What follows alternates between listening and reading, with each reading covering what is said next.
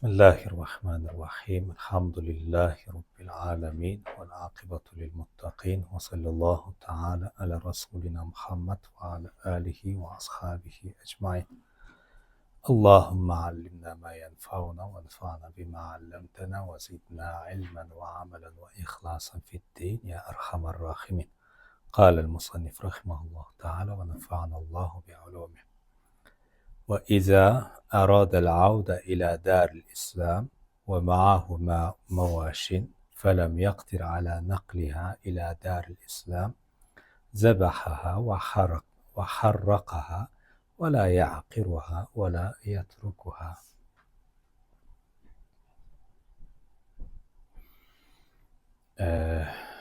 Biz geçen sabahta cihat yönünde tutkanımız.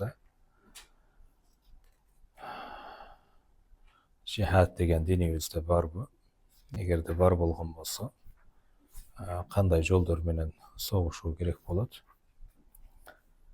Ушулар боюнча өтүп аткан элек. Бүгүн бизге соғыш бүткөндөн кийин мусулман эместерден калган мал дүйнө мусулмандар үчүн олжо болот эле. Ошол олжолор боюнча иншалла айтып берет экен. Жерде айтып атат: "Ва иза арада ал-ауда иля дар al-Islam." Эгерде мусулмандар согушуп бүтүп, анан кайра мусулман жерине кайтууну каалаган болсо. Ва мааху мавашин. Кээ бир мал дүйнө болот. Аны аттарга, төөлөргө илгери мисалы өңөрүп алып келе бергенге мүмкүн болот эле да. Бирок мал жаныбарлар болуп калат, мисалы жылкы, эчки, кой деген сыяктуу. Аларды эмне кылат? Эгерде айдап келе алган болсо мусулмандардын жерине айдап келе берет эле. Фалам яктир аля нақлиха. Мусулмандардын жерине айдап келүү мүмкүн болбосо, иля дал ислам. Забахаха эмне кылат экен? Союп, ва харракаха өрттөп жиберет дейт. Вала яқируха вала ятрукуха. Ал мал жандыктарды мисалы буту колун кескилеп анан таштап койбойт дейт да. Же болбосо тирүүлөй таштап койбойт. Анткени мал жаныбарлар өздөрү менен калган болсо, дагы күчтөнүп мусулмандарга кол салуу коркунучу бар да. Ошон үчүн эмне кылат? Аларды дагы калсыратуу үчүн мал жаныбарларын дагы союп жок кылуу керек болуп калат. Yani ушундай нерсе мусулмандардын жеринде болуп келет бүгүнкү күндө. Качан баягы мусулман эместер, бүгүнкү күндө күч көбүрөөк ошолордо да, баягы курал жагынан дейличи. Анан өздөрүнүн мекенине кайтаарда кадимкидей ошол курал жарактарын алып кетип калат. Мусулмандар эмне менен кубатына келип алуу коркунуч болсо алар үчүн ошолордун баардыгын жок кылып, талкалап, анан мекенине кайтып атат да. Мисалы, жакында эле Афганистандан качтыбы, Америка чыгып кетти мисалы. Чыгып кетерде ошол өздөрүнө мындай бир иштеткенге болбой тургандай бир жараксыз болгон жанагындай танкаларды гана таштаган болбосо, калган баардыгын өздөрү алып кете беришти. Мусулмандардын жери мүмкүн болушунча талкалап чыгып кетишет да, мисалы кайсыл гана мамлекет болбосун. ولا يقسم غنيمة في دار الحرب حتى يخرجها إلى دار الإسلام. Biz ayttık, musulmanlar эгерде bir жерди басып алып, мусулман эместерди жеңип ала турган болсо, алардын колундагы байлыгы мусулмандар үчүн олжо болот. Ошол олжону мусулман эместердин жеринде бөлүштүргөнгө болбойт. Мусулмандардын жерине чыгарып алып, анан бөлүштүрөт. والرِّتْءُ والمقاتل في العسكر سواء.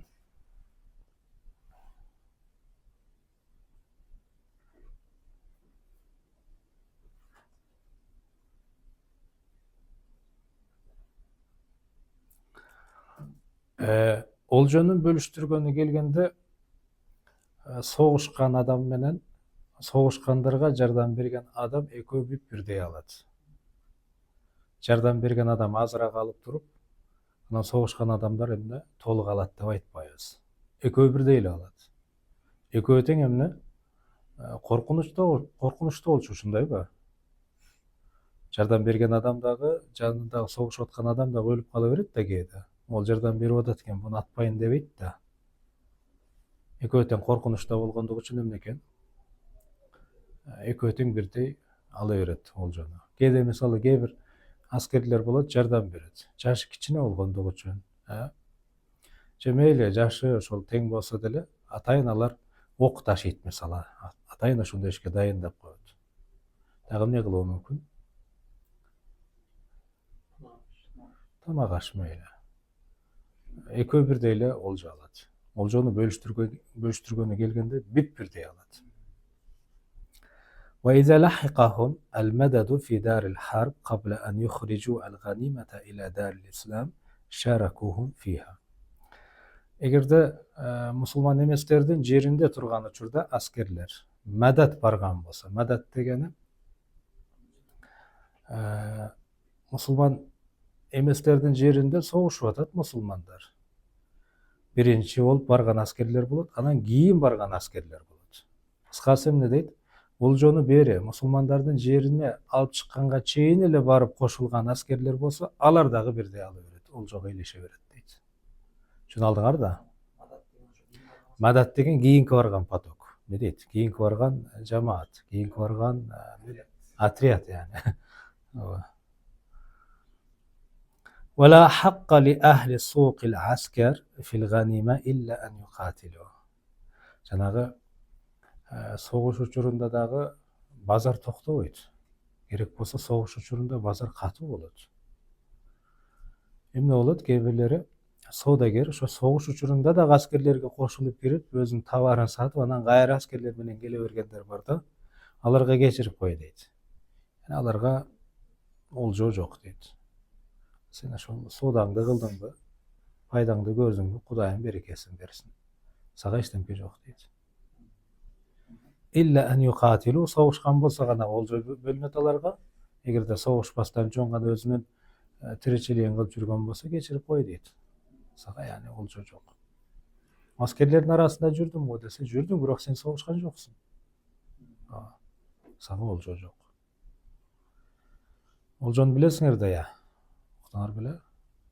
Мисалы могул 41-жылы согушта дагы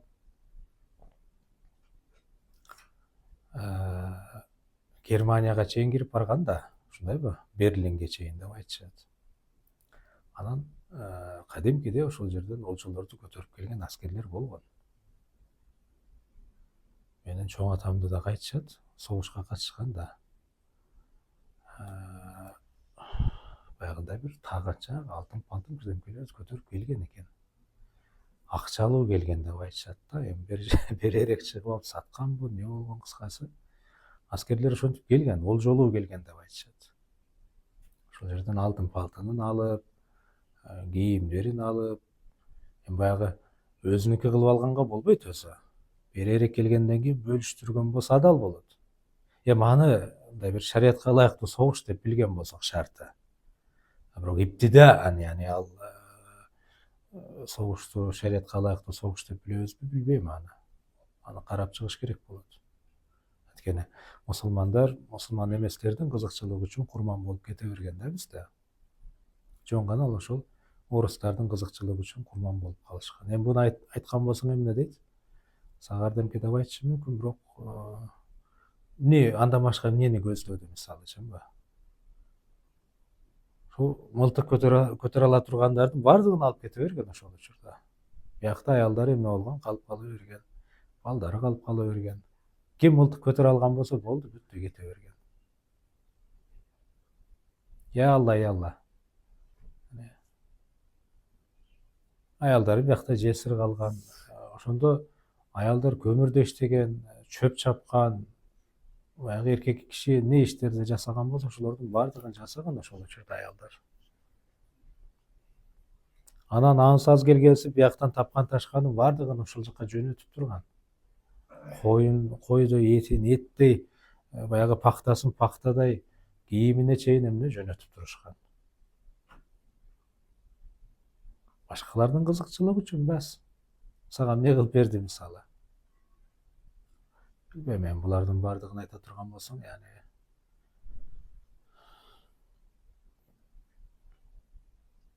не дейсиңер ушуга?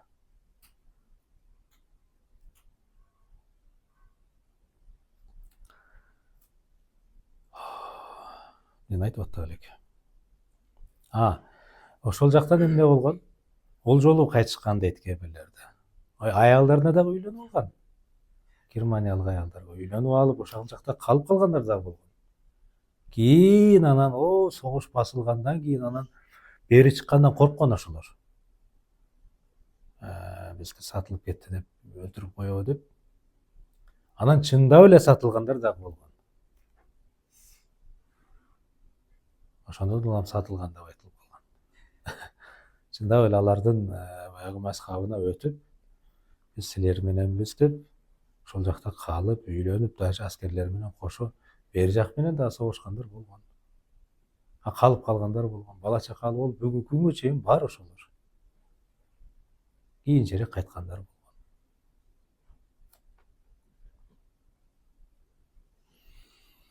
وإذا أمن demek түшүнүктүү а? وإذا أمن رجل حر أو امرأة حرة كافرا أو جماعة أو أهل حصن أو مدينة صح أمانهم.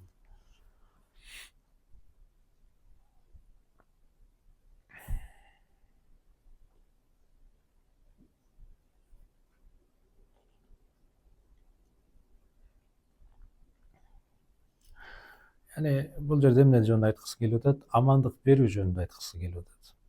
Мусулмандар менен мусулман эместер согушуп атат. Анан мусулмандар тараптан бирөө эмне кылды? Бул тараптагыларга амандык берди. Бирөөнө амандык берүү мүмкүн, же жамаатка амандык берүү. Амандык дегени мого тийбегиле, мону атпагыла, мен буга амандык бердим дегени. Мен амандык деп которуп алдым, болбосо арабча эмне таъмин деп айтылат. Кыскасы түшүнүктүү. Мого тийбегиле дейт. Жамаатка айтышы мүмкүн, олордун бардыгына мен амандык бердим дейт. Кээде эмне ахли хисн деп айтып атат, бир баягы чептин ичиндегилерге айтышы мүмкүн. Андан кийин башкалар келип аны өлтүргөнгө болбойт. Түшүнүп алдык да?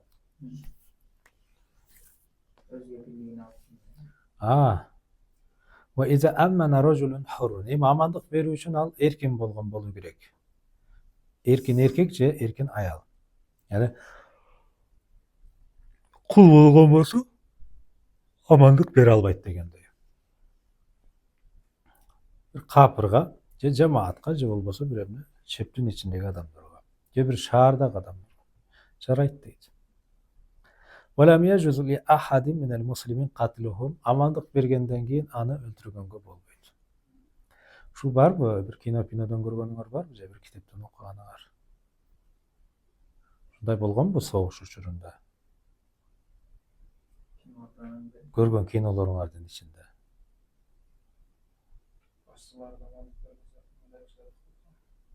Окпойт, э?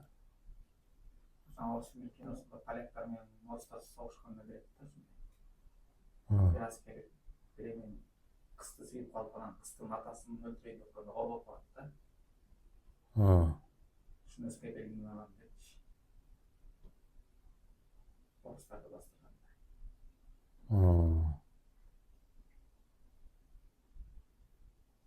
Амандыкты катардагы эле мусулман эркек мусулман бере алат, бере алат. إلا أن تكون في ذلك مفسدة فينبذ الإمام إليهم.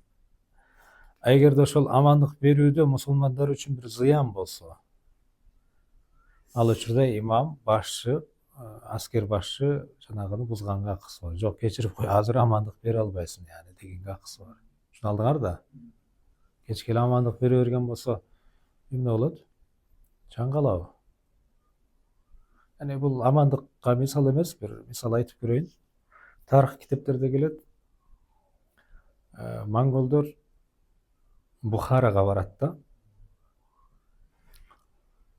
Анан эми бул монголдорду баягы тарых китептерде, yani ислам тарых китептеринде эмес, Musulmanlarga тиешеси жок тарых китептерде. Орустун дагы башкалардын тарыхы бар эмеспи? Өтө мындай баатыр кылып көргөзөт мисалы монголдорду. Анан мындай бир боорукер, ошолор бир дүйнөгө адилеттүүлүк орното тургандай бир адамдар кылып чагылдырат. Акыйкатта андай болбогон. Монголдор таптакыр илим билимден алыста болгон, зөөкүр адам болгон, жалганчы, залым адамдар болгон да. Жалганды, яни согушта жалган менен көбүрөөк адамдарды өлтүргөнгө жетишкен булар. Жалган айтуу менен, куулук менен, амал көйлүк менен. Бухарага барат. Бүгүн биз силер менен согушпайбыз дейт. Элдешебиз болду, согушту токтоттук. Могул келишимге кол коет. Бухаралыктар эмне, мусулмандар да. Ишенип калат аларга. Болду, согушпайт экенбиз дейт. Анан эле кечинде эмне кылат ошол бухаралыктардын кийим менен чептин ичине кирип алгандан кийин анан ичинен өлтүрүп баштайт. Аскерлерди өлтүрүп ичиндеги, анан эшикти жанагы чепти ачып бергенден кийин анан кирип барып туруп аял эркек жаш бала дебестен баарын өлтүрөт. Аялдарды зордойт. Миңдеген аялдар зордолуп кетет ал жерде.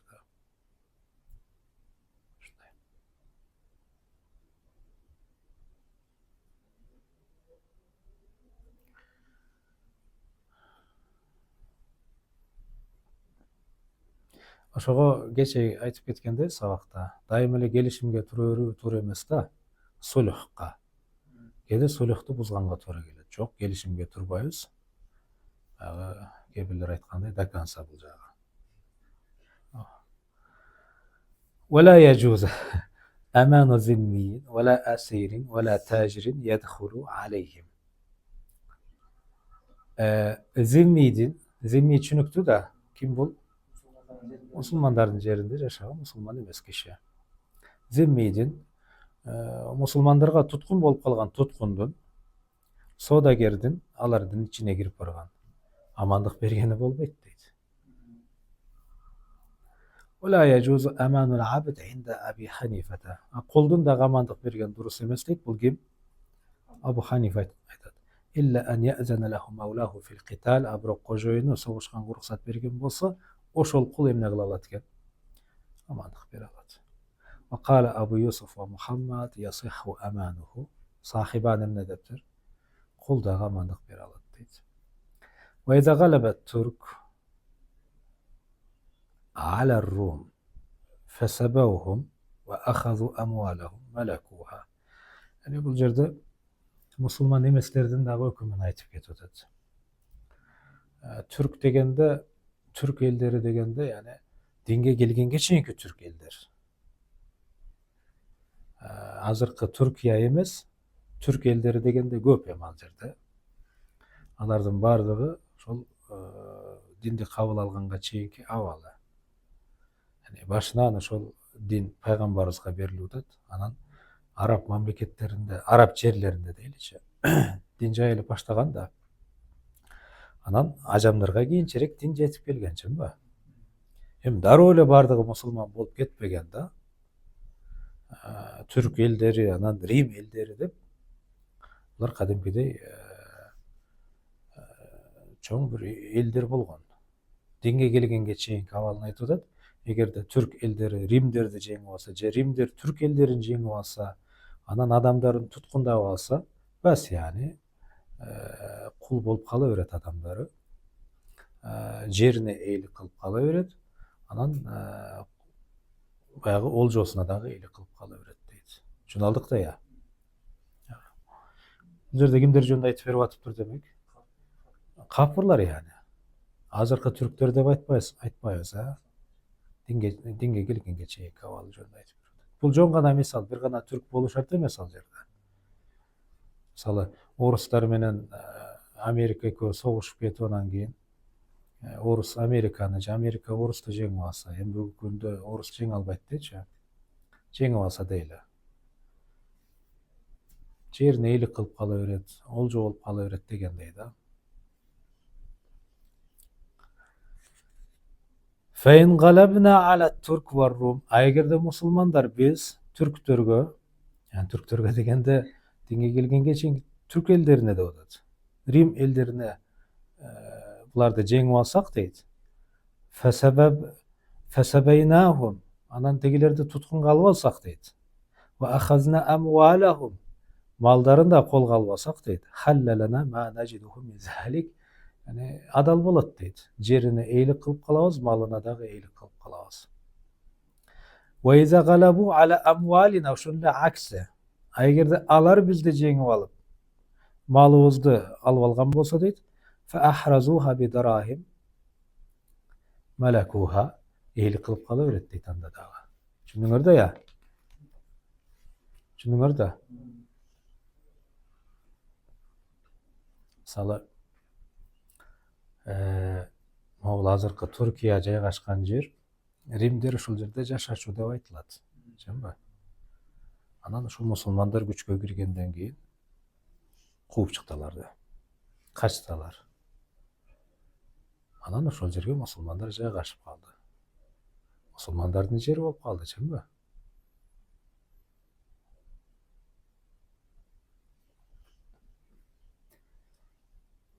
فإن ظهر عليها المسلمون فوجدوها قبل القسمة فهي لهم بغير شيء.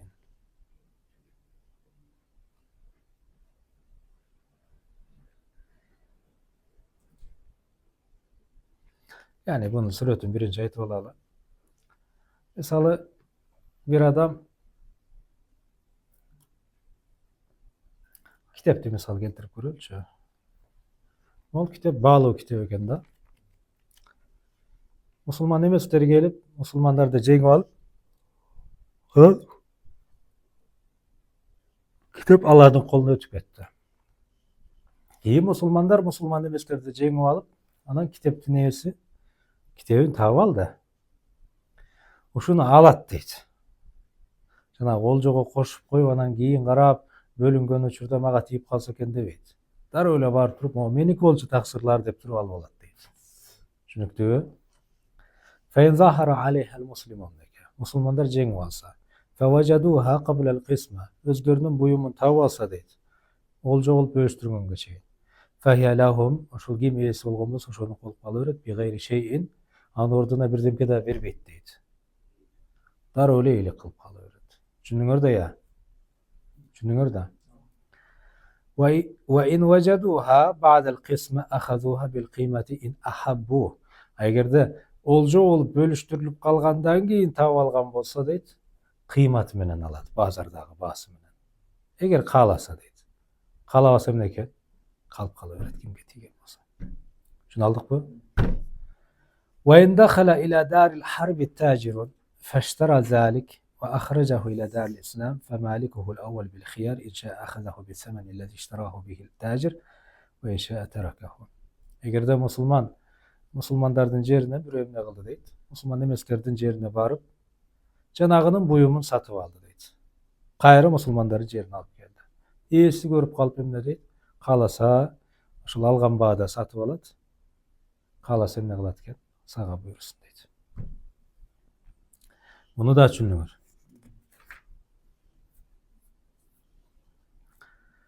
ولا يملك علينا أهل الحرب بالغلبة مدبرين وأمهات أولادنا ومكاتبين وأحرارنا أو أحرارنا تورا. Эгерде мусулман эместер мусулмандарды жеңип ала турган болсо, мудаббар кулдарга, уммувалаттарга, мукатаб кулдарга, анан эркин адамдарга эйлик кыла албайт. Малдарга эйлик кылуусу мүмкүн, бирок эмне экен? Адамдарга эйлик кыла албайт. Анткени мусулман дегендин эмне даражасы жогору, аларга мусулман эмне кул болбойт дейт. Түшүнүп алдыкпы?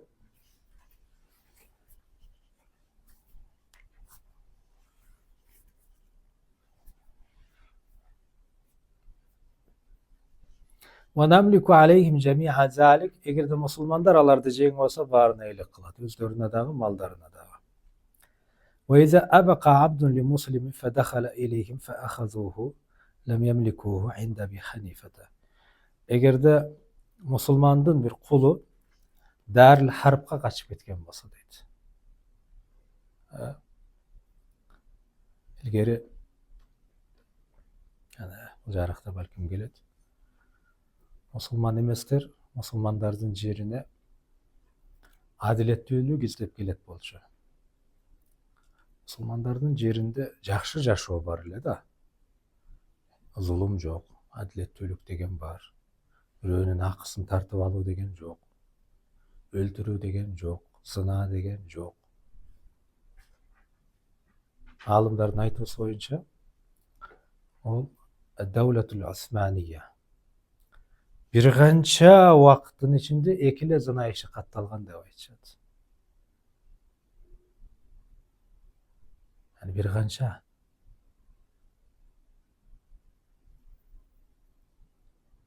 Ama fi zamanina yani. Mamleket bul jakta tursun. Айылдын ичинде зына иштер катталып кала берет да, чынбы? Жыл эмес, күндөрдө эле. Аны районго, аны шаарга чаксаң, аны ар бир саатта керек болсо Кудай сактасын, ар бир мүнөттө болуп калышы мүмкүн. Мусулмандардын жеринде жакшы жашоо бар эле. Мусулмандарга келет эле. Атайын ошол эмне? Жакшы жашоо үчүн. Ама фи заманина тамаман билакис. Мусулман эместердин мамлекеттеринде толтура бузукулук иштер бар, бирок ошого карабастан мусулмандар динден алыстагандыктан алардын жерине жакшы жашоо үчүн качып кетип атышат. Эмне деген акчаларды сарптап барып атат керек болсо. Ушундай бир чагылдырып койду. Алардын жерине барып жашаса бир бейишке кирип кетчүдөй сүйүнүп барышат. Жакында мисалы Трамп атайын баягы акчалууларга бир жарыя жасады. Толук ишке аша элек. Жанагындай бир green card деген сыяктуу сатып алышат. Мамлекет аларды толук коргоосун алат. Соодагерлерди. Канча? Bir канча миллион доллар. Жалаң гана байларды топтоп алат, яны өздөрүнүн мамлекетине.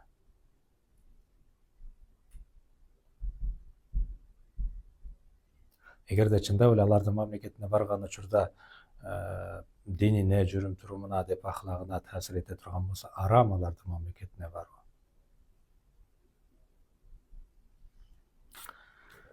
Хош. Wa innadda ba'irun ileyhim fa ahazuhu malakuhu.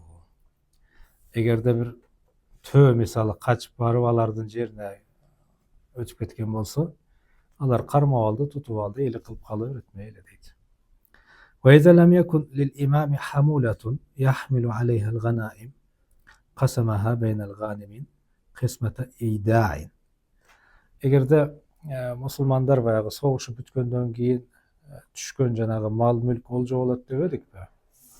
Ошону мусулмандардын жерине алып келе турганда эмне жанагындай бир илгери араба болбосо дейт. Жүктөп келе турганда эмне мүмкүнчүлүктөрү жок болсо, анда эмне кылат экен? Олжону ошол жердеги аскерлерге бөлүп берет. Бөлүп бергенде могу сеники деп эмес. Мусулмандардын жерине чыккан учурда кайтарып бересиң деген шарт менен. Ортого таштайсың деген шарт менен. Liyahmiluha ila daril islam, мусулмандар жерине алып чыгуучуна, summa yartaji'uha minhum fayaqsimuha. Мусулмандардын жерине чыккандан кийин кайтарып алат да, анан кайра аскерлердин ортосунан эмне кылып берет экен? Бөлүштүрүп берет дейт. Шуну алдык да я. ولا يجوز بيع الغنائم قبل القسمة. Олжолорду эмне дейт? Бөлүштүргөнгө чейин сатканга болбойт дейт. ومن مات من الغانمين في دار الحرب فلا حق له في الغنيمة. Эгерде аскерлердин бирөө мусулман эместердин жеринде өлүп калса, бери чыкканга чейин ага эч кандай үлүш жок. ومن مات منهم بعد إخراجها إلى دار الإسلام فنصيبه لورثته. Мусулмандардын жерине алып чыккандан кийин өлүп калса аскер, мураскорлоруна беребиз дейт анын үлүшүн. ولا بأس بأن ينفل الإمام في حال القتال ويحرض بالنفل بالنفل على القتال. Asker başçı askerlerde kızıktırganга bolot deydi. Emne dep? Feyaqulu men qatala qatilan felahu salabuhu depçi. Kim kapırdı öldürgen bolsa anın üstündeki giyimi, akçası bardı oşonuku dep kızıktırsa bolot deydi. Şunu aldыңarбы? Şunday barбы? Kino-pinodan görgönüňiz.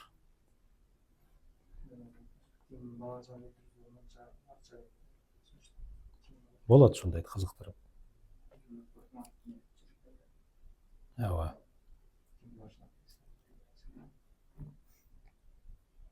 Yani ayalı dep tak aytkandar var ekin olarda. Ayalım berem depçi.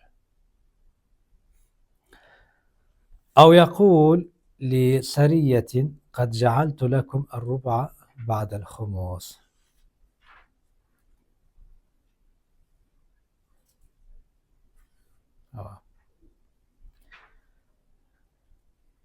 Emne kılatken jana askerlerge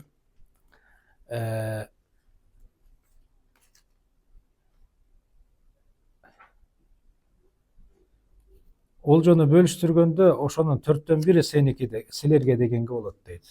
Yani bir özünçe bir cemaat bolot da askerler. Atriyat bolot. Jönötüp atkanda üçürde emne deydi? 5/1'in taştaysыңар dagы 4/1 silerdik bolot da deydi. Şunu aldıkbı?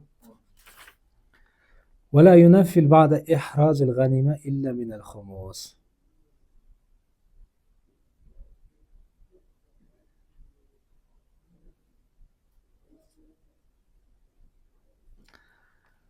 Aygerde oljonu kolga algandan keyin oşondan emne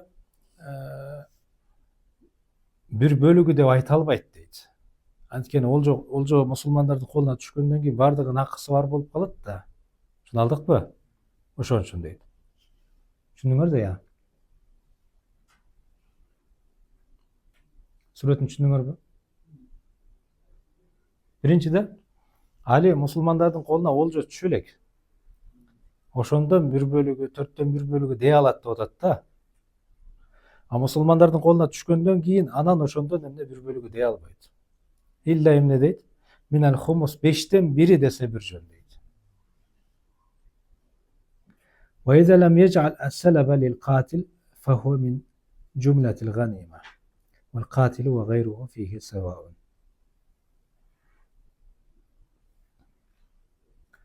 Egerde askerlerdi kızıktırganda salap senik bolot debese, salap degen üstündögüsүn aytıp koydu. Giyimi, forması, anın çöntögün akça pakçalar bolsa. Oşonu bir askerge baylabasa senik bolot dep. Al askerдин üstünden çıkkan jana giyimleri, akça pakçaları bardygy oljogo koşulup kala beret keyin. Vel qatil ve gayruhu fihi sevâun. Soğuşkanı da, soğuşmaganı dagı birdey keyin emne ülüşünü ala beret. Ve salap, hem salap degen emne dese ma alal maktuli min siyabih ve silahihi ve merkebihi. Jana askerдин üstündögi giyimi, kuralı, mingen atı degende. Oşonu emne dep koydu eken? Salap dep koydu. Kanday oldu da ya? Oho.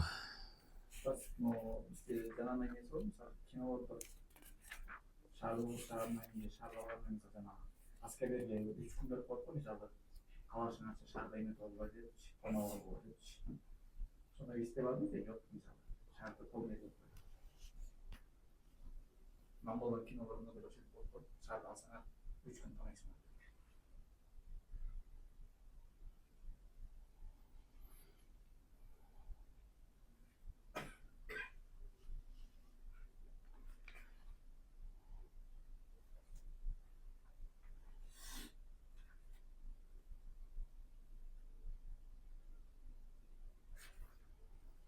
Allah alam bütünde bardığını tapşır albaydı. Gene askerlerden ölüş var da var azerde. Kalgan askerler emne bolot? Yani narazçılıkları payda olup kalat.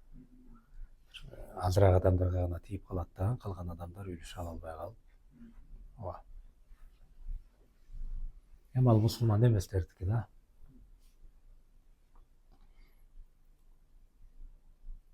وإذا خرج المسلمون من دار الحرب لم يجوز أن يعلفوا من الغنيمة ولا يأكلوا منها. Musulmanlar musulman emeslerden жеринен бери чыккан болсо дейт, эми жанагы чөптөргө аттарын уткузгонго, тамак болсо аны жегенге болбойт. Бери чыкканда бардыгынын үлүшү болуп калат ал. ومن فضل معه علف أو طعام رده إلى الغنيمة. Жолдо келатканда мисалы чөптөрдү малына берип келди, жей турган тамактарды жеп келди. Бери чыккандан кийин артып калса аны кайра кайтарат дейт, ортого таштайт. ويقسم الإمام الغنيمة فيخرج خمسها ويقسم 4 أخماسها بين الغانمين للفارس سهما وللراجل سهم عند أبي حنيفة وقال للفارس 3 أسهم. Эми олжону бөлүштүргөнү келди. Имам жанагы аскер башчы эмне кылат экен? Олжону бөлүштүргөнү келгенде биринчи олжонун жалпылай 5тен 1 чыгарып коет бияка. Эмне кылат экен? 5тен 1 чыгарып коет. Анан калган 4 бөлүгү калбадыбы? Ошону жанагы согушкандардын ортосунда бөлүштүрөт. Ат минип согушкан, атчан согушканга 2 үлүш берилет, жөө согушканга 1 үлүш берилет. Кимдин ою боюнча экен? Абу Ханифанын. Сахиби аны айтат, ат менен согушкан адамга 3 үлүш берилет дейт. Yani at менен согушкан адам 3000 сом алат, жөө согушкан адам 1000 сом алат дегендей. Түшүндүкпү?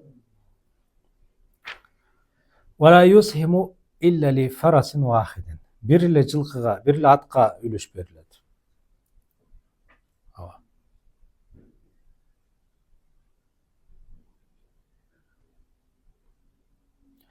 Bir адам мисалы 2 ат менен согушкан болсо дейли да, бирин коюп кайра башкасын минип. Жок, бирөөнө эле берилет. Түшүндүкпү? Же болбосо bir эле атты экөө миниши мүмкүн да, алмашып.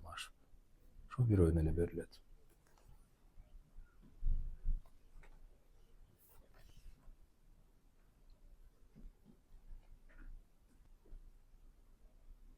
Bir адам мисалы көп жылкы, көп ат алып келиши мүмкүн мисалы.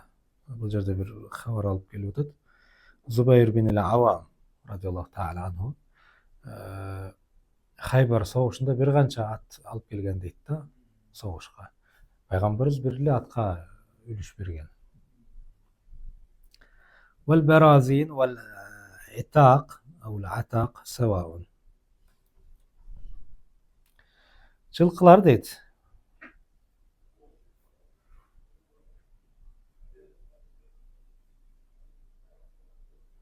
Yani түрлөр бар да. Bir zaun деген бар. Бул бою жапысыраак болот. Түшүндүңөрбү? Батыраак чуркайт. Атак дегени бою узунураак болот, жоошураак болот мисалы. Кандай гана ат болсун айырмасы жок, бүттү. Ат менен согуштуңбу? 2 үлүш бериле берет. Вала юсхиму ли рахилатин вала баглин. Рахилага, багылга эмне жок экен? Үлүш жок дейт.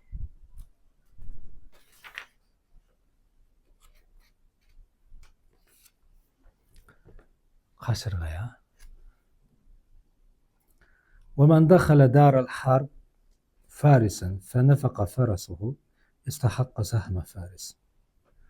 Yani kaçan at менен согушту, же жөө согушту деп айтылат десе, жанагы согуш майданга мусулман эместердин жерине кирип барган учур каралат. Мусулман эместердин жерине кирген ат менен кирип кеткен болсо, аттын үлүшү бериле берет.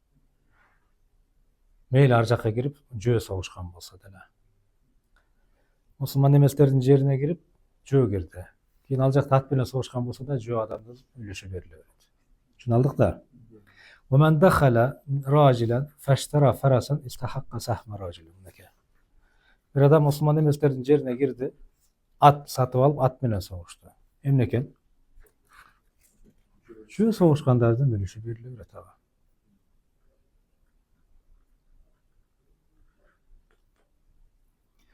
ولا يسهم لمملوك ولا امرأة ولا ذمي ولا صبي ولكن يرضخ لهم على حسب ما يراه الإمام. Kulga, ayal kişiге, zimmiге, jaş balaga ülüş yok atayın belgili. Biroq padişa, yani janağı asker başçı karap durup, emneni layık görgөн bolsa şonu berip koysa jaray berет. Şunu aldыңар da. Wa ammal humus. 5'ten 1 bölügünü ajratıp koydular go. Oşol 5'ten 1 bölügünü emne kılat dese? Feyuqsamu ala salasati iqsam. Аны gayra 3'e bölüyoruz. Sahmul lil yatama. Biri kimlerge gitetken? Jetim jesirlerge. Ve sahm, yani jetimlerge deyilse, jesirlerge yani koşulup edet. Jetimlerge bas. Ve sahmul lil masakin. İkinci bölügü gedegen bagallarga. Bu jaraşa berete ekonoysak. Ve sahmul li abna'i sabil. Kийинкisi jolowçularga deydi. Jolowçu degende musafirlar yani. Үйүндө balkim акчасы болушу мүмкүн, ошол учурда жанында эмес. Макулсуңарбы? Ошондо олжонун bir bölүгүн алып койду. 5'ten 1 bölүгүн. Анан аны кайрадан 3'e бөлүп атат да. Калганын жанагындай тартип менен эмне кылып атат? Bölüştürüp атат. ويدخل فقراء ذوي القربى فيهم ويقدمون ولا يدفع إلى أغنيائهم شيء.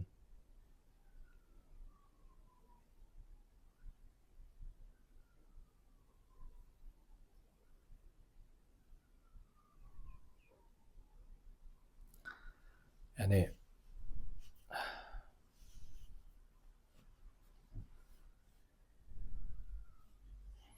bu жерден neken?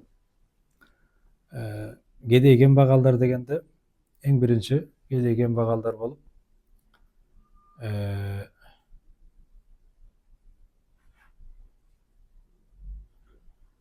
ne çıktı yani?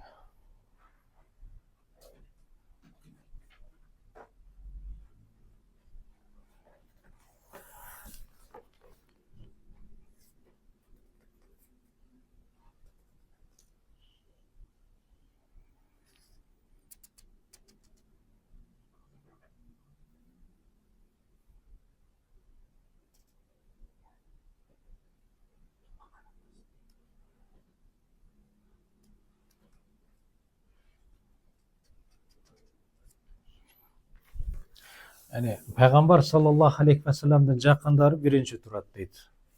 Gedegen bagallar degende şularga birinci beriledi.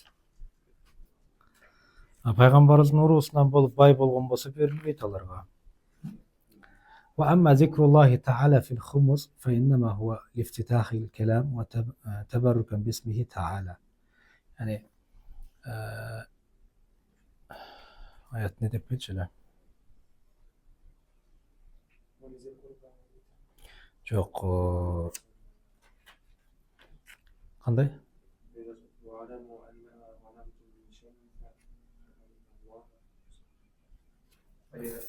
Falillahi ya.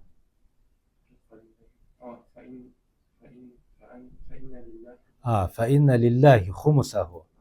Yani sir janağı kolуңарга mal duyuna tiyip kaldı, ошол olju болуп tiydi. Oşonun 5'ten 1'ini Allah'a beresiңер деп атат da. Эми ошол Allah'a beresiңер деген атайын үлүш чыгарып, бу Allah'ныкы дебейбиз. Манisi эмне десе, Allah Taala'nın ысмы айтылганы tabarrukan дейт. İftitahil kelam, şol başынан баягы үлүш эйлерин айтып атканда Allah өзүнүн атын кошуп кетти, бас. Tabarruk катары гана дейт. Аят кантип кетти дагы? Вали Расули. Peygamber sallallahu aleyhi ve sellem'e da ülüş verilişi, Peygamberimizin ülüşü safi bolşu.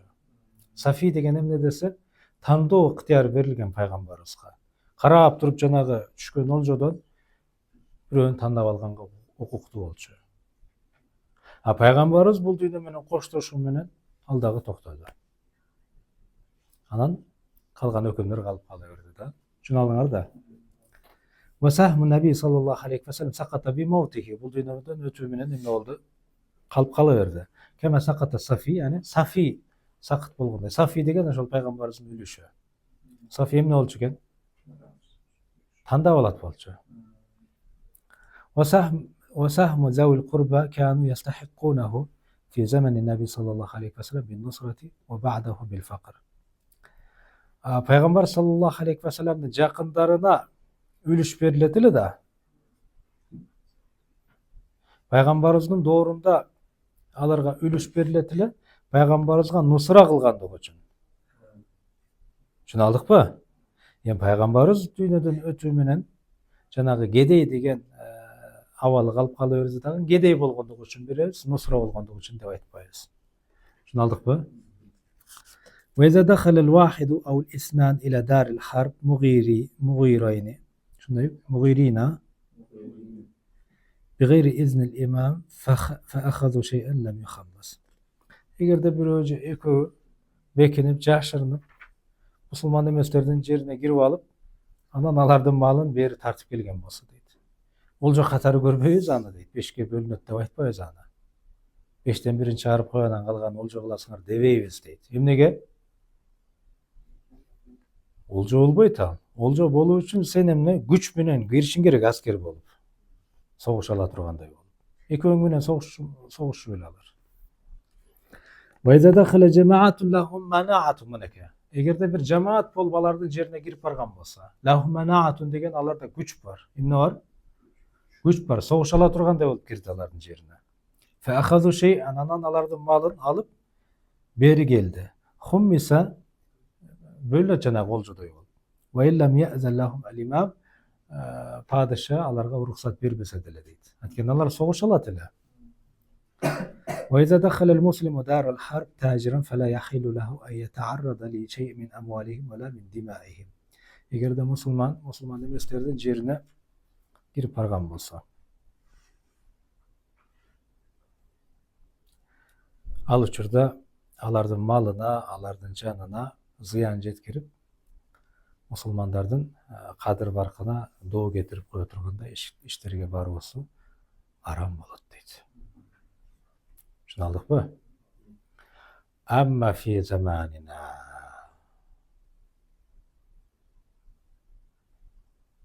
Мусулмандардын жеринде дагы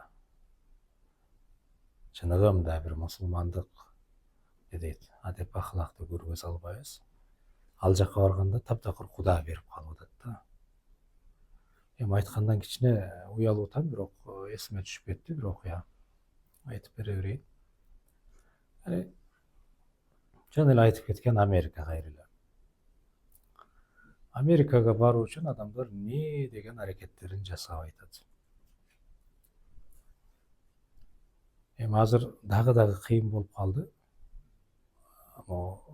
Президент келгенге чейин Трамп кичине баягы жеңилирээк болчу. Өтө машаккаттуу, бирок азыркыга салыштырмалуу жеңилирээк. Мексика аркылуу өтөт деп айтышат. Ошол жерден аял бала чакасын алып алып өтүшөт дейт. Кээде аялын, кээде кыздары сулуураак болсо, аларды алып калат дейт жанагы аракеттер. Эми ошолордун бардыгын билип турат, угуп, ал жака барганга чейин билип турган. Анан эмне? Ошого кайыл болуп баргандар бар да. Ал жака баргандан кийин бир мусулмандын жашоосуна ылайыктуу бир жашоо жок ал жерде.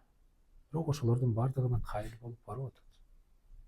Ал эле эмес, Россияга деле. Чынбы? Бир комнатада мисалы 5-6 жата берет, эркек аял аралашып кете берет экен. Иштеген жеринде, эми бизде деле болуп атат дейчи. Бирок ал жакта көбүрөөк. Мен жанагы Американы кайра айтып берейин. Экөө барды дейт, эки эркек. Анан барганда жанагындай даттанып арчуудагы бир жолдор бар да. Бизде ошол мамлекетибиз батырбай атат. Эмне үчүн батырбай атат десе, биз жанагы немелерден биз деп айтат дейт. Гейлерденчи, не деп койчу эле? Голубойлордон. Анан алар, силер ошондой экенсиңер, анда эми алар баягы адилеттүүлүктү орноткон адамдар да эми өздөрүнүн оюнча. Бузукулук, бирок ошону адилеттүүлүк деп билет. Силер ошондой экенсиңер, киргиле дебейт экен да, далилде дейт экен. Далилде десе, ошол жерден практика жүзүндө далилдеп бериптир жанагы экөө.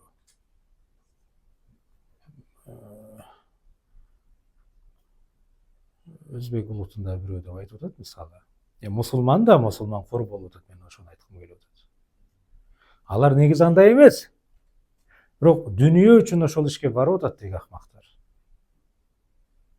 Практикалап көргөзүп бериптир жанагы жерде кадимкидей баягы эркек аял үй бүлөлүү адамдар кандай болсо, дал ошондой немелерге барды дейт.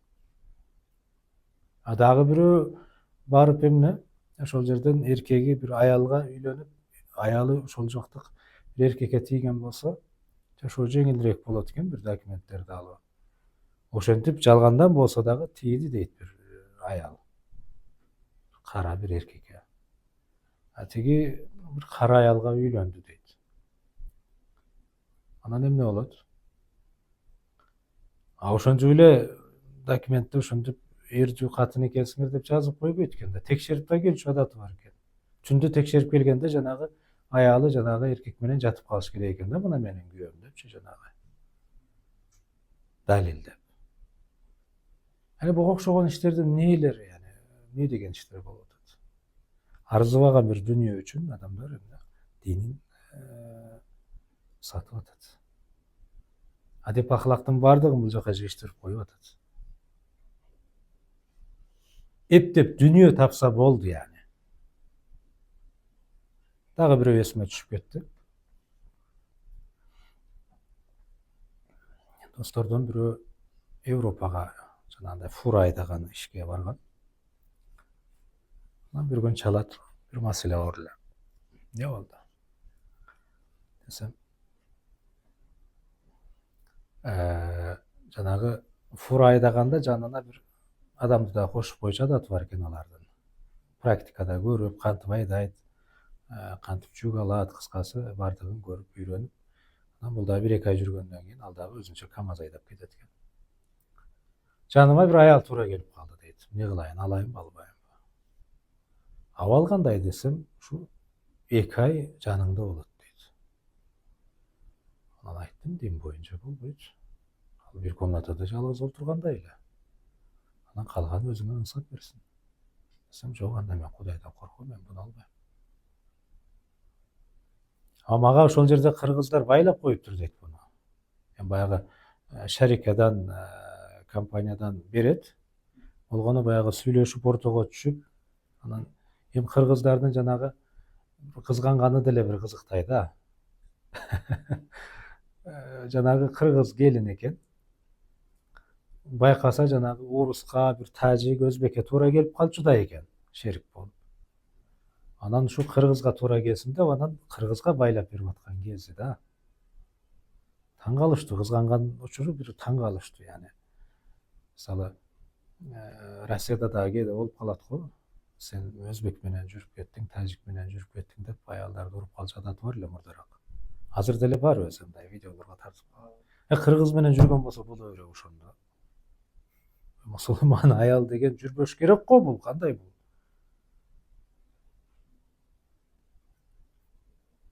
Анан эң кызыгы жанагы келиндин ары жакта күйөөсү бар экен, ал ары жакта окуп атат экен ошол эле жерде. Күйөөсү ошону кошуп берип атат экен. Не деген жашоо?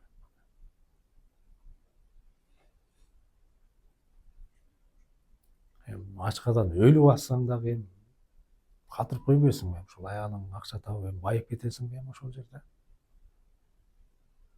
Же бир экөөң ылайыктуу бир жерде иштебейсиңби? Жанагы дос ынсап берсин дегенде, такыба дос, Кудайдан корккон адам ал. Болбосо айтпай деле өзүнүн ишин кылып кете берсе болот эле. Биздин деле колдон эчтеке келбейт, сураса жооп бересиң да. Эч ким деле билбей калат аны өзү. Европада сен аял менен отуруп алыпсың деп деле айтпайт ал жерде. Кыргызстандын ичинде деле даже. Ошондой абалдар болуп атат демекчимин да, мусулман адам адеп ахлагын көргөзө албай атат.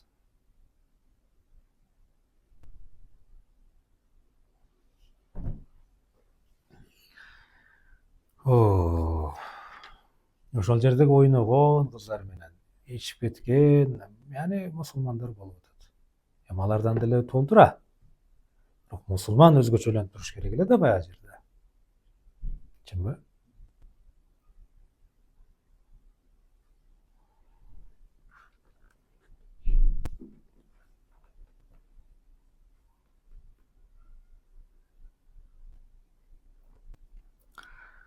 Хош, кайсы жерге келдик я? وإن غدر بهم وأخذ شيئا وخرج به ملكه ملكا محظورا. Эгерде ал жака кирип баргандан кийин алдап, өзү менен кошоюм деп бир малды бери көтөрүп келе берген болсо дейт. Шуну алдыңарбы? Ал малга ээлик кылып кала берет, бирок ээлик кылганда жанагы мал милк махзур милк болгон болот. Кандай милк болгон болот экен? Махзур. Махзур деген яны шарият тараптан тыйылган бир жолдор менен жетип барган мал үйүнө болгон болот. ويؤمر أن يتصدق صدقة кылып деп айтасың дейт аны. وإذا دخل الحربي إلينا مستأمنا. Эгерде мусулман эмес киши мусулмандардын жерине мустамин деген жана виза менен келген болсо дегендей бүгүнкү күндө тили менен айтканда. Лам юмаккан ан юқима фи дарина санатан. Мусулмандардын жеринде бир жылга жеткизбейт дейт анын баягы деп коет. Бир жылдык виза берилбейт дегендей да. ويقول له الإمام إن أقمت تمام السنة. بир жыл турган болсоң وضعت عليك الجزية. Мынеке. وضعت عليك الجزية. Налог төлөп баштайсың таксир дейт экен. Сүрөтү түшүнүктүү да. فإن أقام أخذت منه الجزية. Эгер бир жыл туруп койсо эмне болот экен? Жизия алынат.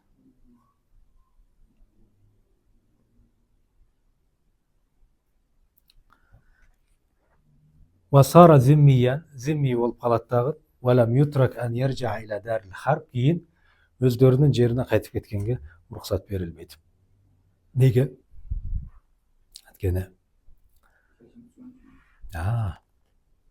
Анткени мусулмандардан эмне?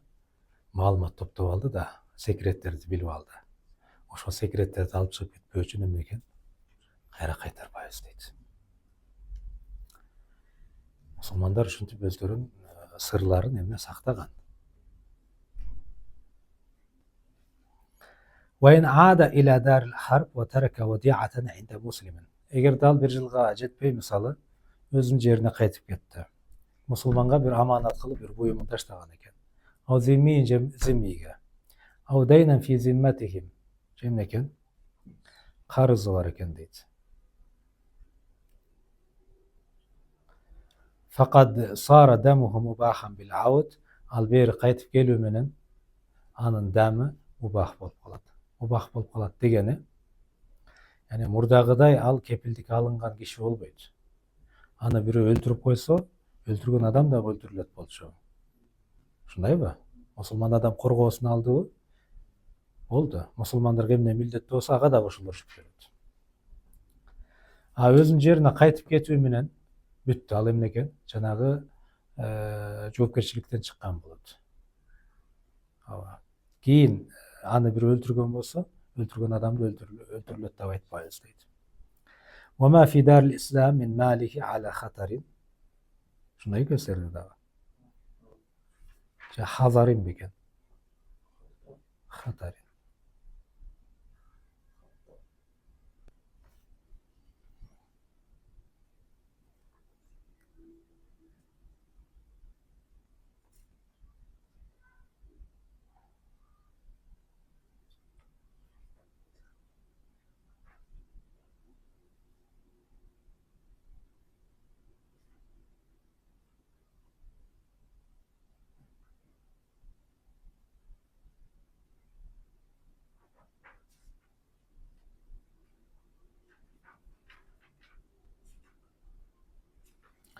Анын малы эмне дейт? башкалар алганга боло бере турган мал болбойт, ооба. فإن أسر أو قتل سقطت ديونه وصارت الوديعة فيئا. Yani ala хатарин дегени кийин ага берүү керек болуп калат малын. Түшүнүңөрбү? Эгерде туткунду алса дейт, же өлтүрүлгөн болсо, сакатат дуюнуху, анын карызы эмне сакыт болуп кала берет. Башкалар андан карыз болсо, бүттө калып кала берет. Башка бирөөлөргө аманат кылып